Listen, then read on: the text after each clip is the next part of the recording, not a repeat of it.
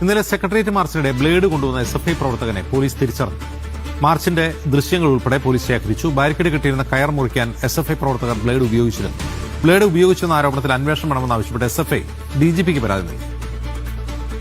Sijo V John വിവരങ്ങളുമായി ചേരുന്നു. സിജോ, ഒന്നിലധികം ബ്ലേഡുകൾ കണ്ടെത്തിയോ? ഇത് ആസൂത്രിതമായി കൊണ്ടുവന്നതാണെന്നാണോ പോലീസ് പറയുന്നത്?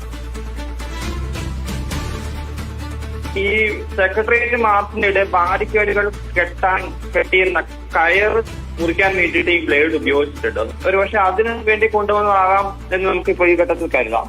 പക്ഷെ അതിനുശേഷം ഈ മാർച്ച് സംഘർഷം ഉണ്ടാകുന്നതിനിടെയാണ് ഈ ബ്ലേഡ് ഉപയോഗിച്ചുള്ള ആക്രമണം പോലീസ് നേരെ ഉണ്ടാകുന്നത്. ഒരു പോലീസുകാരന്റെ വലത് കൈക്ക് താഴെയായി മുറിവേൽക്കുകയും ചെയ്തിരുന്നു.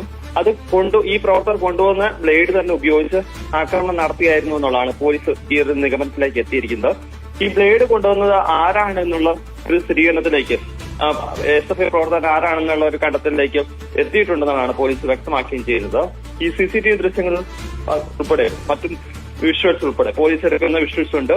അതോടൊപ്പം തന്നെ ഈ ചാനൽ ലൈവുകളിലൊക്കെ പോയിക്കുന്ന വിഷ്വൽസ് ഉണ്ട്. അതുൾപ്പെടെ പോലീസ് ഇപ്പോൾ ശേഖരിക്കുകയും ചെയ്തിട്ടുണ്ട്. അതിന്റെ അടിസ്ഥാനത്തിൽ കൂടിയാണ് ഇപ്പോൾ പരിശോധന നടത്തുന്നത്.